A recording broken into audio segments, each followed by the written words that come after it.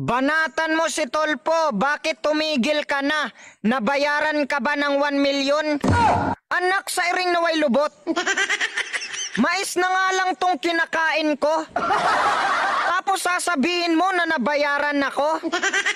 Hoy, mais ang kinakain ko kaya ako ay pasmado. Wala na nga kaming bigas tapos nagawa mo pang manarantado. Bakit ganyan na lang ang galit mo kay si Rapi Tulfo? Mabait naman siya kapag may video.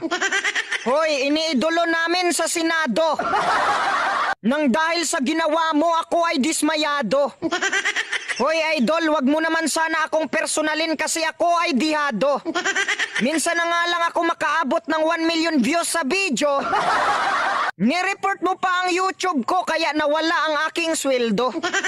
Sir Rafi Tulfo, dati tagapagtanggol mo ako. Pero naglabas lang ako ng sama ng loob kasi nung humingi ako ng tulong, dinidma mo ako. Hindi naman kita sinisiraan, sinasabi ko lang ang totoo. Kaya wag kang gumanti kung hindi ka masamang tao. Pero ano ang ginawa mo, mahal namin sa Senado. Nireport mo ang aking mga video. Kaya ilang buwan ako hindi nakasweldo. Dahil sa strike, natigil ako. Pero hindi ibig sabihin na natatakot ako. Bakit ako matatakot kay Sir Rafi Tulfo? Isya naman yung may kasalanan at hindi ako. Sir Rafi Tulfo, kapag may ayaw umaksyon, nagagalit ka sa mga politiko. Ngayon, kapag ikaw naman ang ayaw umaksyon, sino ang magagalit sa'yo? Idi ako.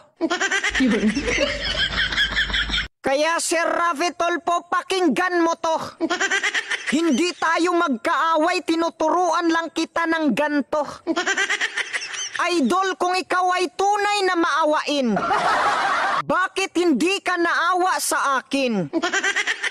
Pag may pagkakamali ka, hayaan mong ikaw ay aking babatikusin.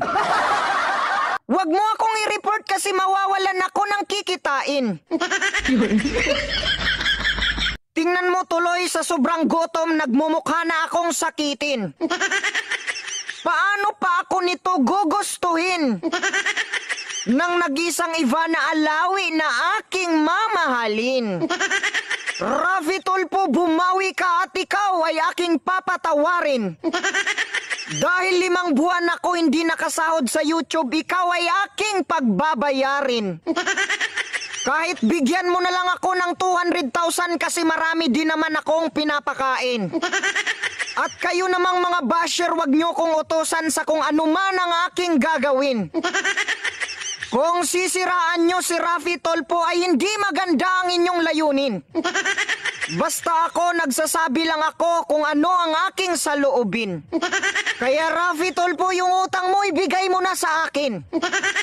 Kasi sa sobrang dami ng problema ko, kahit lapitan ako ng maraming babae, hindi na tumatayo yung akin.